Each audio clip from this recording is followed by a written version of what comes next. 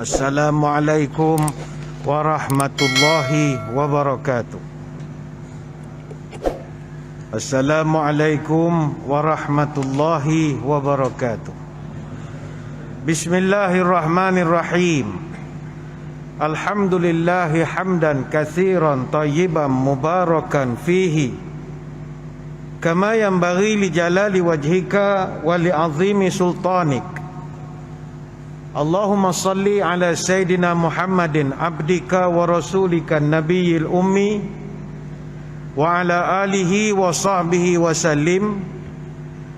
Nawaitu ta'alluma wa ta'lim wa tadhakkura wa tadhkir wa naf'a wal intifa' wal ifadah wal istifadah wal hasa ala tamassuki bi kitabillah wa sunnati rasulihi والدعاء إلى الهدى والدلالة على الخير ابتغاء وجه الله ومرضاته وقربه وثوابه لله تعالى. اللهم بارك لنا في رجب وشعبان وبلغنا رمضان.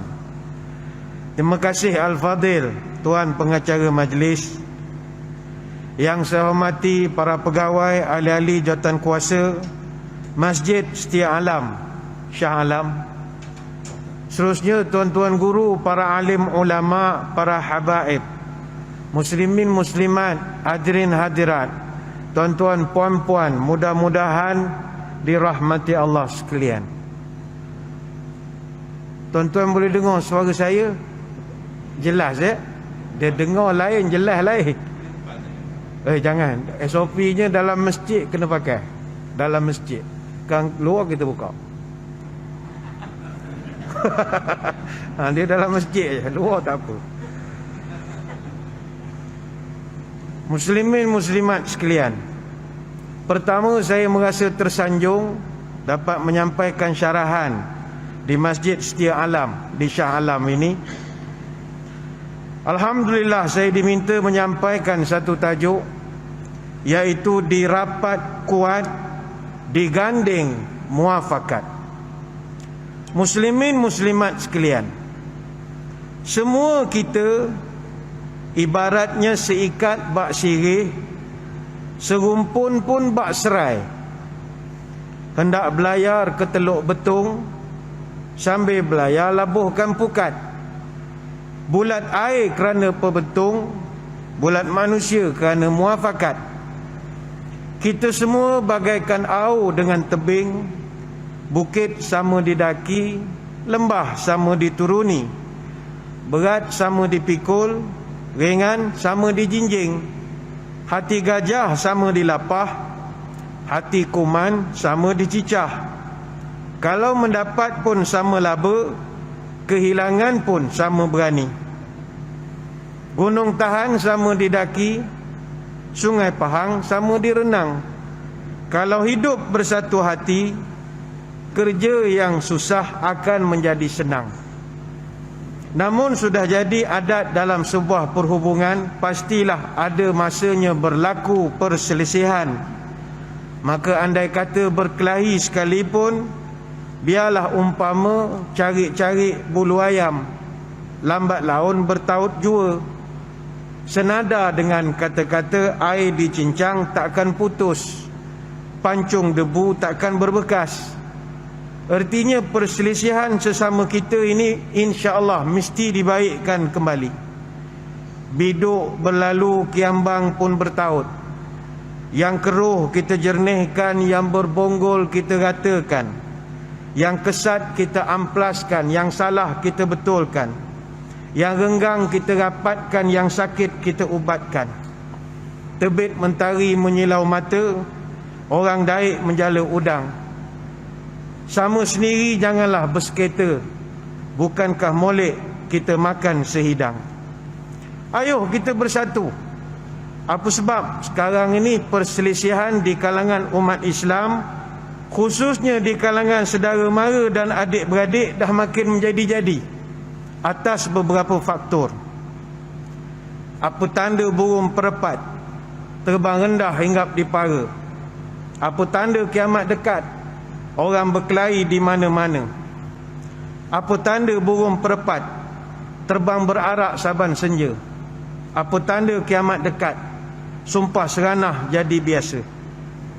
Di sekeliling kita, kita tengok ada orang beriman di mulut tapi hatinya berlumut, beriman di lidah tapi hatinya menyalah. Lidah bercabang, langkah menyilang, cakap belecoh, perangai pun tak senonoh.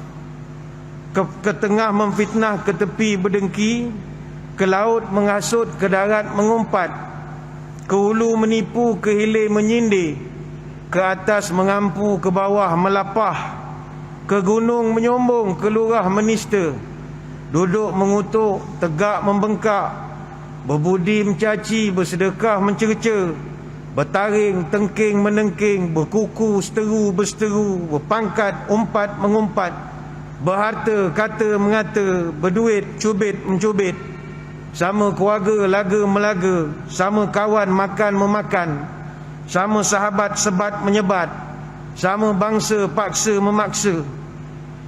Sekonyong-konyongnya sekarang kita melihat masyarakat kita dilanda oleh hempasan ombak pemecah perpaduan dalam bentuk Orde Baru.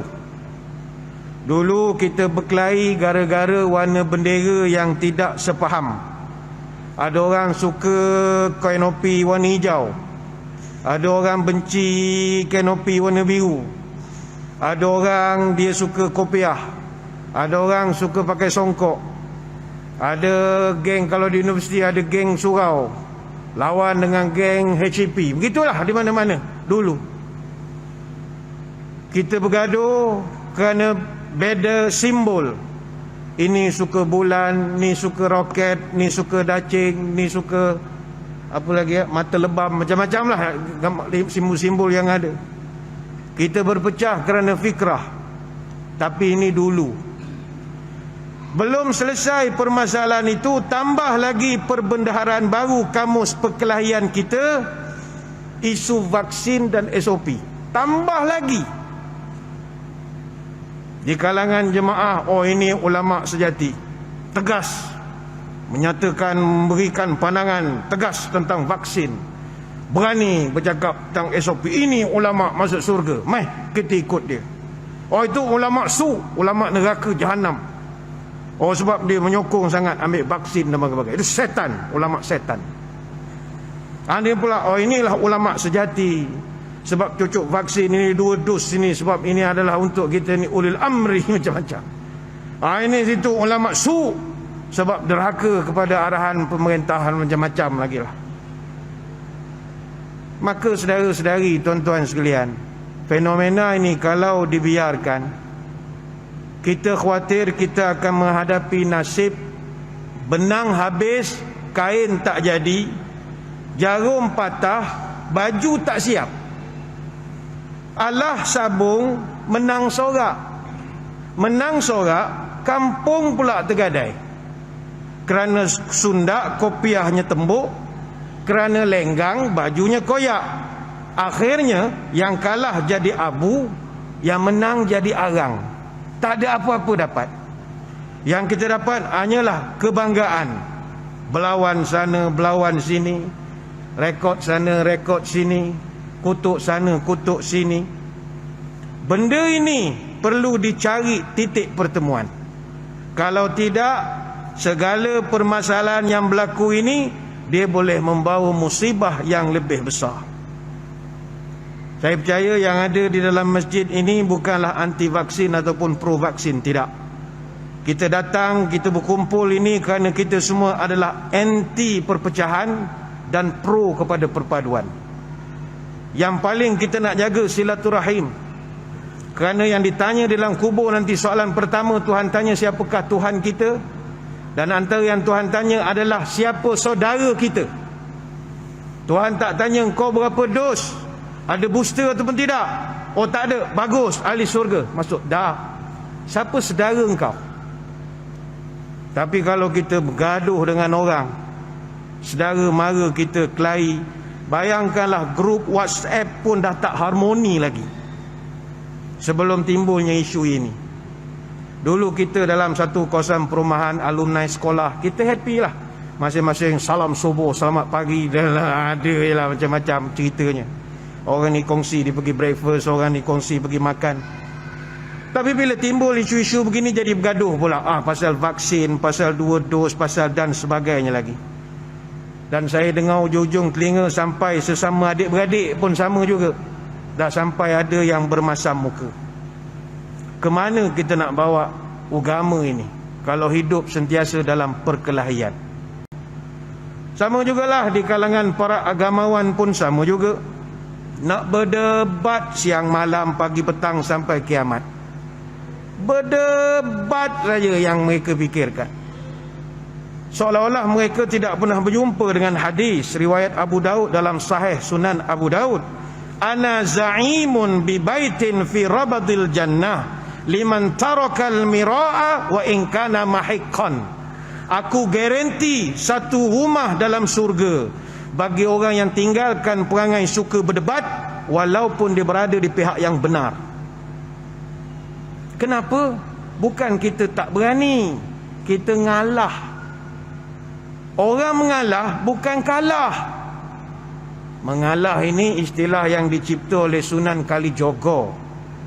Ketika Sunan Kalijogo, salah seorang wali songo, mengembangkan dakwah di tanah Jawa, dia dapati orang Jawa ketika itu, maaf kalau ada orang Jawa di sini ya, dia menghadapi masalah orang Jawa ketika itu bangsa atau kaum yang sangat keras pendirian. Mereka kan ada kasta dalam masyarakat. Dia ada puak yang duduk di keraton, dia ada orang yang bawahan dan berbagai-bagai lagi. Kak ulo itu ya. Jadi perbezaan ini menyebabkan mereka merasa begitu superior sekali. Bayangkan bangsawan-bangsawan keraton mereka nak di-downkan ego bukan senang. Sebab itu dalam bahasa Jawa tidak ada perkataan kalah, tidak ada. Orang Jawa ada perkataan menang, mati. Kalah tak ada. Dia takkan terima kekalahan. Jadi datang Sunan Kalijogo fikir, macam mana aku nak downkan ego orang macam ni. Dia buat satu ayat perkataan. Dia Sunan Kalijogo banyak perkataan yang dia reka dan kita guna sampai sekarang. Termasuklah masyarakat. Itu istilah Sunan Kalijogo. Musyarakah, maknanya hidup bekerjasama, jadi masyarakat. Termasuklah ketupat, itu Sunan Kalijogo. Kiblat papat 5 pencer jadi ketupat lah. Ini panjang cerita kan, lapar pula tuan-tuan kan. Termasuklah juga istilah yang Sunan Kalijogo perkenalkan, ngalah. Ngalah ni kalau bahasa Jawa, ngah maknanya menuju. Kalau ngalas pergi ke hutan, kalau ngawan naik ke atas, kalau ngalah itu nuju Gusti Allah. Kita ngalah bukan kalah, tapi kita mengejar redha Allah. Tapi budaya ini hampir tidak ada. Lagi boleh bergaduh lah. Bahkan kita dalam masjid, orang masjid lah champion bergaduh kadang-kadang. Number 1 champion orang masjid.